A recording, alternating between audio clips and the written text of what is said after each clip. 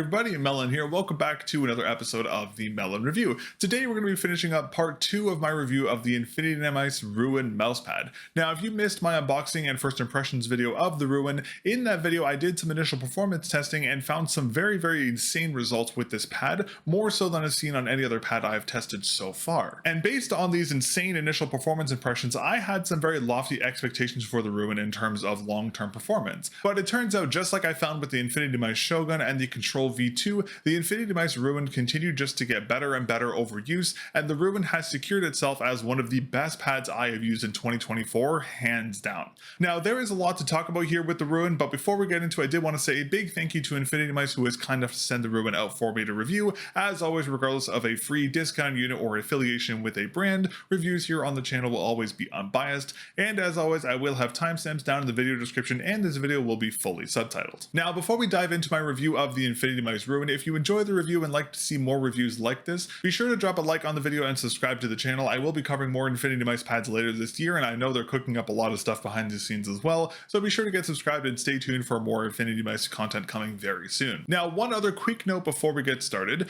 the RUIN is a limited edition version of the Infinite Speed V2 pad, so if you do miss the RUIN drop, you still can get essentially the same performance that you would find on the RUIN on one of their Infinite Speed V2 pads with some really nice color options. You just don't get the art you have on the limited edition version. So if you like what you see here with the RUIN and you're watching this in a couple months and the drop is no longer available, rest assured you can still get the same performance of the pad with an Infinite Speed V2. You just won't get the art that is on the limited edition version of this pad. All right, well, let's go ahead and get right into the review. First, we're going to start off by talking about performance and how the RUIN fared over my testing. Alrighty, now based on the insane performance we saw here with the RUIN in terms of the first impressions that I covered in my unboxing video, it'll come as no surprise that the RUIN was, for lack of a better word, an incredible pad in terms of its in-game performance. Now, since the RUIN is a speed pad, the pad performed best in more dynamic aiming focused games, so this pad is well suited for games like Overwatch 2, Diabolical Rogue, Quake, Splitgate, etc. And when I say the performance was best in more dynamic aiming situations, I mean to the utmost degree. Playing heavy tracking characters like using the lightning gun in Quake or the shaft in Diabolical Rogue, as well as playing Soldier 76 in Overwatch 2 and any other tracking heavy task here on the RUIN was, for lack of a better word, disgusting. I was ruining a lot of people's days in Overwatch 2 ranked with this pad. I'm so sorry for the pun, but this pad genuinely performed insanely well. One very unique thing about the RUIN is that, generally speaking, more speed-oriented pads like the RUIN often aren't very usable for more static, flicking-oriented tasks due to their speed nature. But the RUIN actually has a very unique thing that was also on the Lethal Gaming Gear Neptune, where both the pads have a surprising degree of softness to them. The RUIN just does have a little bit more softness due to the extra 0.5mm thickness. Now, this high degree of thickness does give the RUIN a high degree of control variability, so you can actually get a surprising amount of control by pressing into this pad, meaning that the RUIN is surprisingly good for static-oriented games. So in games like Valorant, the RUIN actually performed extremely well. I would recommend slightly adjusting your centimeter per 360 regardless of the control variability on this pad, just because this pad is very fast, but with some very slight adjustments to your centimeter per 360, and of course using the natural softness of this pad to get a lot more control, this pad does perform very well in more static flicking-oriented games like Valorant, Counter-Strike, and that kind of thing, which is unexpected to be sure on a more speed-oriented pad, but a welcome surprise here on the RUIN. But overall, from my testing data, the RUIN is a very well-performing pad.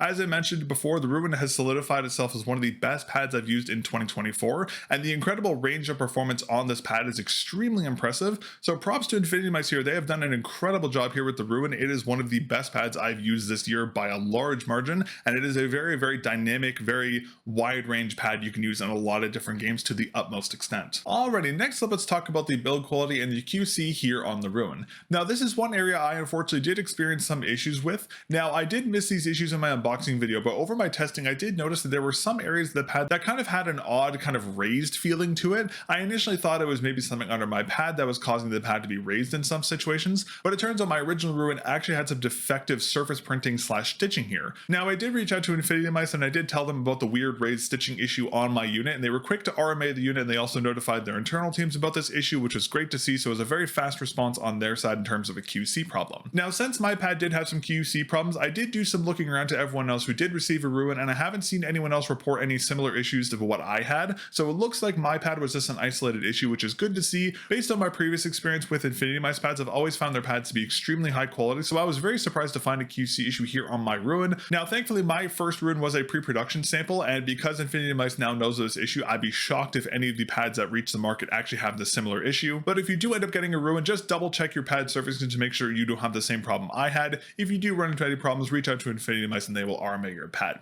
Now, in terms of QC on my second ruin that I received, which I believe was from the retail batch, the pad is perfectly QC'd. There is no loose stitching anywhere on the pad. The edge stitching is consistent and has no loose threading. The surface is perfectly smooth with no QC issues, and the base is perfectly implemented. Just like I said earlier, based on my previous experience with InfinityMice with the Control V2 and the Shogun, both those pads were essentially perfect, and the exact same thing here is found on my second version of the Ruin. So in terms of QC and build quality on my retail version, it's perfect. My pre-production pad did have some problems, but again, I'd be very surprised if those issues made it to the retail versions, and so far from what I've seen, no one else has had the issues I had on my pre-production unit. Now, as I mentioned before, the Ruin is a very soft pad, very similar to the softness we found on the LGG Neptune, as it's that extreme softness where you can kind of push through the pad, for lack of a better word. Downward pressure on the pad isn't stopped by the pad itself, it's actually stopped by the surface under the pad, so it gives you the feeling you can kind of push through the pad. Now, the softness of the Ruin here is kind of similar to that of the Control V2 and the Shogun, but there is slightly more firmness on those pads because they are control pads, where the Ruin lacks that extra firmness, which gives it a much higher degree of softness,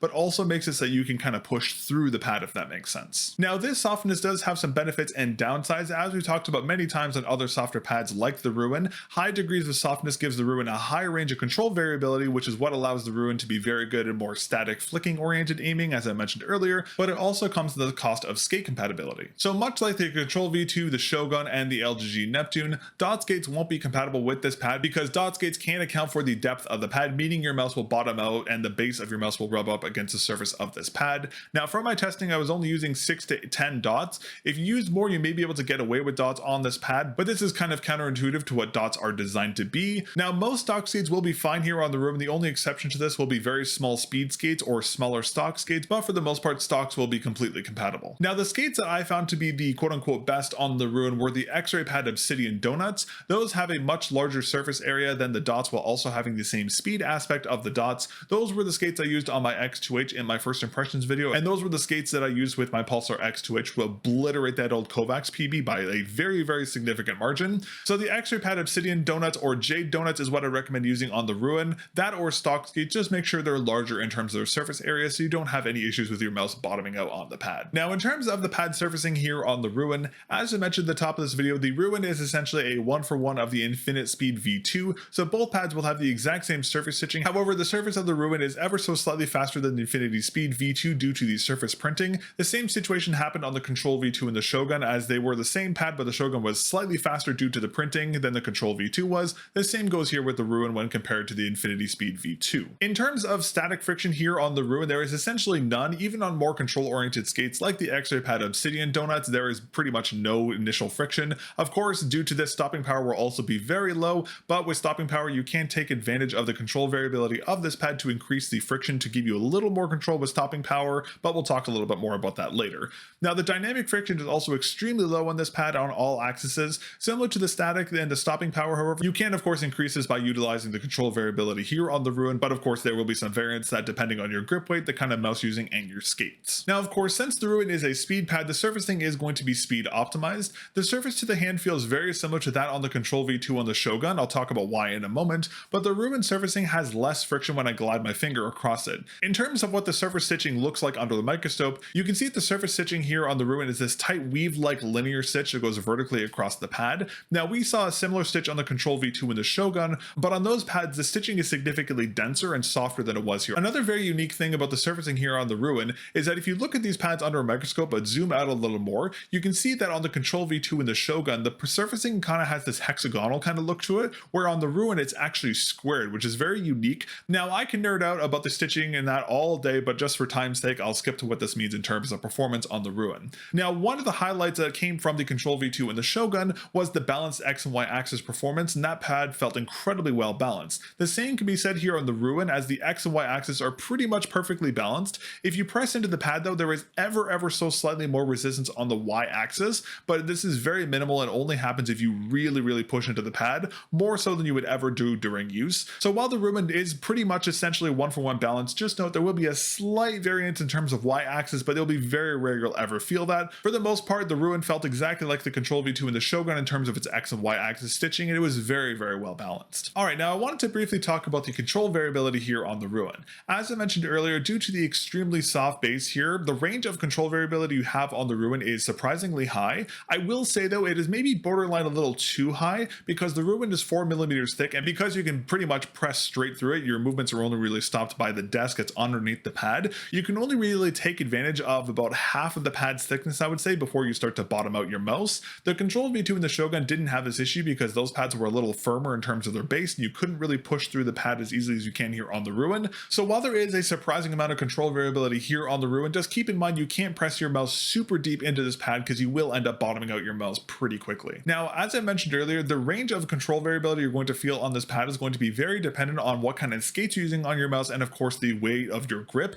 and there will be an adjustment period. You have to get accustomed to the extreme softness here on the Ruin, similar to what I went through when I tried out the LGG Neptune. But once you get accustomed to the softness here on the Ruin, you can kind of best utilize the softness of not going too far so you're bottoming out your mouse but still giving yourself a little bit of extra friction. You can add a lot of friction and stopping power to your movements across the Ruin, which is a very unexpected feature on a speed pad, but a welcome one, as it makes the Ruin very good for more static flicking oriented tasks, which is commonly something speed pads are not very good on, but due to this unique softness here on the Ruin, it can perform very well in more static flicking oriented games. Now, much like the Control V2 and the Shogun, the surface of the Ruin is almost entirely hydrophobic. Water and moisture will slowly drain into the tiny gaps in the zigzag surface stitching, but once those little gaps fill up with water, the water just doesn't really have anywhere to go, so it just kind of sits on top of the pad. Also, since the base of the Ruin is rubber, water won't drain through the base of the pad either, so it's just kind of stuck on the top. Now, from my testing, thoroughly soaking the Ruin and playing on it, I found that water and moisture didn't really significantly impact the performance of the Ruin. Even when I was exposed to significantly more water than it would ever naturally be exposed to, the pad still was very, very fast. If there is a difference in the performance, it's extremely minimal, maybe in like the 1 to 3% in terms of speed decrease. Nothing that I can notice on my side, but if there is any difference, it's extremely light, and the pad is largely resistant to moisture. Of course, just keep in mind that water doesn't really have a lot of places to go on this pad, so if you were in a very, very high moisture environment, you may notice a little more inconsistency in the performance, but again, it's going to be very, very slight. Alrighty, now in terms of the edge stitching here on the Ruin, this is the exact same edge stitching we saw on the Control V2 and the Shogun. It is slightly below the surface of the pad and it's rounded, so it's very easy to move your arm up and down. It's also very good for vertical movements across. It doesn't really hang onto your arm too much, which is great to see. As I mentioned before, the QC, the edge stitching is perfect. Overall, no complaints here. I actually really like InfinityMice's edge stitching. I really liked it on the Control V2 and the Shogun, and I'm very happy to see the exact same thing here on the Ruin. It is just a very well implemented edge stitching. And keeping in line with the perfect edge stitching, another area InfinityMice has perfected in my eyes is their bases. Now, just like the Ruin's edge stitching, the base here on the Ruin is exactly the same as the one we found on the Control V2 and the Shogun, which is a welcome sight. As I said in my review of the Control V2 and the Shogun, the bases are, in my opinion, essentially perfect. Great stickiness without being too sticky, and the adhesion is fantastic. Even without significant downward pressure, the base anchors itself to your desk very easily. The base doesn't budge at all, even during use. Even with like a heavier arm position, the Ruin remains anchored in place, just like the Control V2 and the Shogun did, which is wonderful to see. So just like the essentially perfect edge stitching we saw on the Control V2 and the Shogun here on the Ruin, we have the exact same extremely well implemented base here on the Ruin as well, which is a welcome sight, and it just performs extremely well across the board. Alright, now in terms of arm sleeve usage here on the Ruin, now the surface of this pad is so low friction, I surprisingly didn't find myself needing to use an arm sleeve at all, despite me wearing an arm sleeve for pretty much every other pad I use. Now, if you want to use an arm sleeve, you can, but for the most part, I found that arm sleeves actually had more friction than bare arms did. Some sleeves were better than others. The Skypad sleeve and the Focus Pro sleeve felt the best, but they still had more friction than just using the Ruin with your bare arm. So in terms of arm sleeve usage, you can use them on here, but you will be adding more friction to your movements. I would actually recommend not using one at all, because that will be the best experience here on the Ruin, because the surface is so low friction. Alrighty, and in terms of the effects of hair and dust, surprisingly, I found that the Ruin was largely unaffected by pet hair, which is wonderful to see considering I have 3 cats. My office is constantly bombarded by cat hair. However, dust is a bit of an issue as it commonly gets stuck in the squared kind of top of the surface stitching or the kind of gaps in the zigzag stitching inside the pad itself. Now, I haven't noticed dust negatively impacted the performance in any way so far in my testing, but I've only had this pad for about 3 to 4 weeks. Over time, and considering this arm is best used with a bare arm, I can definitely see the surface probably filling up with dead skin, oils, and dust over time pretty quickly. So if you notice that your ruin starts to randomly miss track in some areas, or some areas are higher friction than other areas on this pad, it's most likely caused by the dust and just dirt filling up the gaps in the surface stitching. This can easily be remedied by washing the pad. Just keep an eye on the pad's performance and just make sure to give it a cleaning every once in a while if you notice any kinds of issues. Alright, well, in closing, overall I'm incredibly impressed with the Ruin. As I said at my top of my video, the initial performance I experienced on this pad in my unboxing video just blew me away, and over testing this pad kept surpassing my expectations. The overall performance profile of this pad, combined with its surprising range of usability in different games, combined with the incredible build quality here on my second version of the Ruin, has solidified the Ruin as one of the best pads I've used in 2024, if not the best. If you're in the market for a new pad that's amazing for dynamic tracking, or you just want a faster but controlled experience for static flicking, I highly recommend checking out the Ruin. Just be sure not to use dot skates, only full-size stock skates or the Actopad Obsidian or Jade Donuts, as those perform the best here on the Ruin. I'm honestly really happy that the Ruin performs so well, because I was really impressed with the Shogun and the Control V2, and now the Ruin has also really impressed me, and the only pad type I haven't tried from InfinityMice is their hybrid pad. So I'm gonna have to get my hands on InfinityMice's hybrid pads and try that out, because the hybrid pad is going to be, or at least it should be, the best of both worlds between a control and a speed pad, and I really like hybrid pads, so I'll have to see how InfinityMice's hybrid pads stack up, but that'll be a video for another time. If you'd like to learn more about the InfinityMice Ruin, I will have the product page linked down in the video description for you. I'm also going to link the product page for the Infinite Speed V2 in case the Ruin is sold out, so you can get the same performance on that pad. But that is going to be everything for today's episode of the mel0n review. Thank you very much again to InfinityMice for sending the Ruin out for review. I greatly appreciate it. I cannot wait to see what they all cook up next, because again, I'm really impressed with what they've been doing so far. If you enjoyed my review of the Ruin and want to see more reviews like this, be sure to drop a like here and get subscribed to the channel. You can also support me by becoming a member here on YouTube. That is the best way to directly support the channel. It's only $2 Canadian a month, or you can use my affiliate links down in the video description to help save yourself some money on your orders and directly support the channel that way. But thank you again for watching my review of the InfinityMice Ruin. I greatly appreciate it, and I will catch you guys all in the next episode of the mel0n review. Peace.